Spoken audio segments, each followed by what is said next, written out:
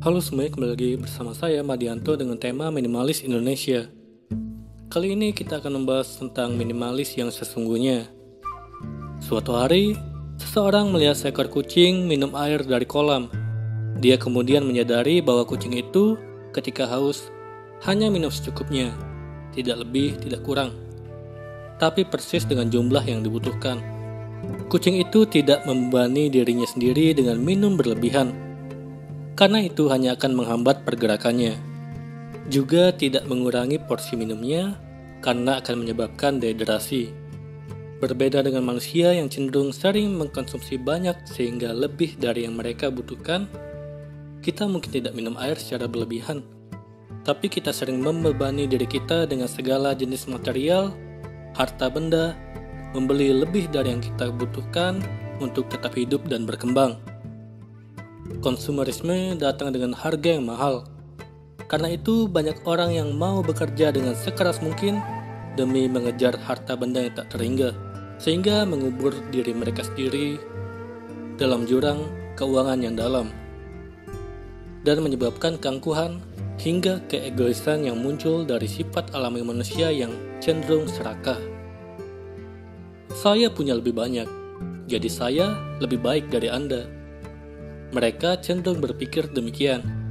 Jadi dengan meningkatkan harta benda mereka, itu akan meningkatkan rasa percaya diri mereka.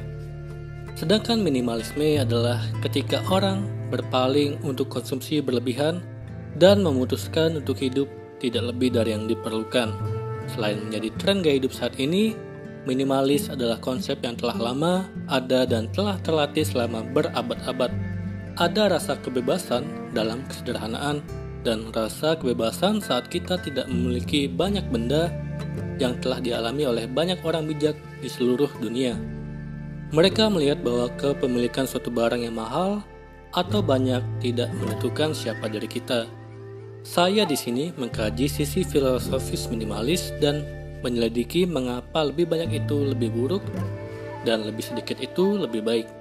Dan mengapa kemampuan untuk melepaskan hal-hal yang membebani diri kita seperti tidak terikat dengan banyak benda adalah kekayaan yang sesungguhnya.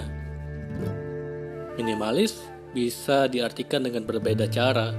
Intinya, ini menunjuk pada hidup dengan cukup itu sangat penting dan akan mengurangi kekacauan dalam hidup kita, sehingga menahan untuk tidak memaksakan diri.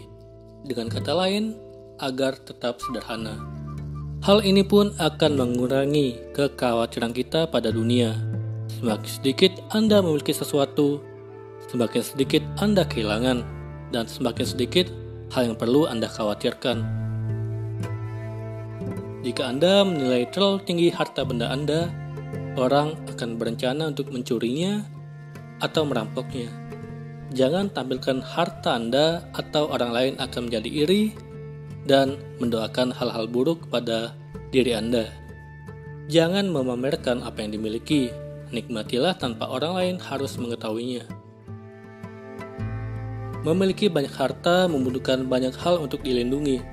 Itulah mengapa kita melihat beberapa orang kaya secara batin sering hidup dalam ketakutan, bersembunyi di balik tembok yang tinggi agar terjaga keamanannya. Sebaliknya, dengan tidak memiliki terlalu banyak, kita akan menghemat banyak waktu dan tenaga. Kita tidak harus mengurus benda-benda mahal kita dan orang lain juga tidak mengganggu kita. Dan kita masih dapat menemukan kegembiraan di dunia karena kita tidak harus memiliki banyak hal untuk menikmati hidup. Mengapa kita membutuhkan taman pribadi seluas 1 hektar ketika kita bisa berjalan di hutan atau taman di kota? Mengapa kita membutuhkan rumah besar dengan 6 ruangan tak terpakai jika kita bisa tinggal di rumah kecil yang murah dan menikmati dunia luar secara gratis? Ketika biaya hidup lebih rendah, kita tidak harus bekerja lembur bagai kuda dan tidak perlu menghabiskan lebih banyak uang. Kita menjadi punya waktu menikmati dunia di sekitar kita dengan rasa kepuasan. Bukankah itu arti dari kebebasan? Jadi, apa yang sebenarnya kita butuhkan? Sangat menyenangkan memiliki sedikit. Dalam minimalis, seseorang melepaskan hal yang konvensional, gagasan tentang kekayaan dan status. Kekayaan yang terletak di dalam dan demi status sosial tidak hanya memerlukan kemewahan. Itu juga sulit untuk didapatkan, mudah hilang, dan di luar kendali dari diri kita. Sebaliknya, kaum minimalis memilih untuk hidup sederhana karena mereka tahu bahwa kemampuan untuk melepaskan semua barang yang ada di dunia ini adalah hal yang benar. Kekayaan terletak dalam kegembiraan hidup yang sederhana dan mudah. Bagi kita para minimalis, kesederhanaan dan hidup dengan berkecukupan adalah bentuk pamungkas dari kebebasan dan kekayaan yang sesungguhnya. Kali ini kita akan membahas tentang tips menjadi pribadi yang tenang dalam menghadapi berbagai situasi. Hidup di zaman sekarang rasanya waktu berjalan begitu cepat. Teknologi semakin canggih dan kompetisi orang-orang dalam meraih impian semakin ketat. Hal itu telah mempengaruhi kesadaran setiap individu bahwa semua harus dikerjakan dengan cepat dan akurat agar tidak tertinggal dengan yang lain. Kondisi inilah yang kadang membuat kita merasa tertekan, panik, dan gelisah. Padahal dalam kondisi tersebut, hal itu dapat menyebabkan pengambilan keputusan yang gegabah, menyalahkan orang lain, atau terlalu menyalahkan diri sendiri. Oleh karena itu, untuk melatih menenangkan diri, ini adalah 5 tips untuk bisa kalian terapkan dalam kehidupan sehari-hari. Yang pertama, mengatur nafas. Beberapa orang mungkin bertanya-tanya, mengapa napas mempengaruhi emosi seseorang? Ternyata melatih pernapasan bisa mempengaruhi kondisi dalam pengendalian emosi. Maka tak heran jika teknik pernapasan digunakan saat meditasi. Ketika panik, marah, dan khawatir, cobalah untuk menghirup napas dalam-dalam. Tahan sebentar, lalu lepaskan. Ulangi pernapasan tersebut sampai kamu merasa baik-baik. Jika sudah rutin melakukan pengaturan nafas, pengendalian emosi juga semakin membaik. Kedua, menepi ke tempat yang lebih sepi.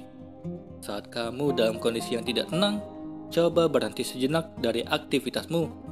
Carilah tempat yang lebih sunyi agar terhindar dari gangguan atau kebisingan yang ada.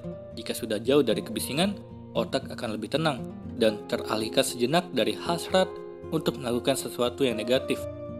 Ketiga, berinteraksi dengan alam.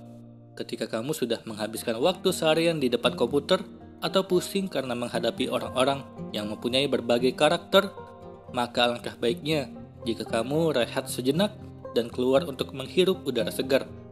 Luangkan waktu sekalipun hanya jalan kaki 30 menit. Niscaya udara segar yang menerpa akan menenangkan pikiran dan memberikan energi positif untuk melanjutkan aktivitas. Keempat, berbicara dengan orang sekitar. Jika kamu tipe orang yang senang mengobrol, maka berbicaralah dengan orang di sekitarmu, baik itu teman, keluarga, atau bahkan orang yang ada di tempat umum. Bagi beberapa orang, membahas topik yang tidak begitu penting memang menyenangkan. Ketika di tempat kerja atau kuliah semua orang sibuk dengan topik-topik yang menguras pikiran, maka topik-topik yang ringan dan humor yang sederhana menjadi pilihan saat melepas kepenatan sehingga membuat pikiran lebih tenang. Kelima, berpikir cepat sebelum bertindak. Untuk tips ini khusus untuk menenangkan diri pada peristiwa berlangsung dan tidak dapat menepi sejenak. Contohnya adalah ketika menghadapi orang yang berbeda pendapat di suatu kelompok. Dalam menghadapi situasi ini, maka berpikir adalah kunci. Seseorang harus memikirkan apa yang akan terjadi jika terlalu emosi, dan harus mencari solusi pada saat itu juga. Jadi tidak semena-mena marah atau terlalu gelisah dalam menghadapi situasi yang genting dan rumit. Jangan terlalu gegabah dalam bertindak. Menjadi pribadi yang lebih tenang di zaman yang serba cepat memang menjadi sebuah tantangan. Menghadapi lawan bicara yang berbeda pandangan, melihat orang yang lebih pandai dari kita dan merasa lambat telah menghantui beberapa orang. Oleh karena itu, pengendalian emosi dibutuhkan, baik ke diri sendiri maupun orang lain.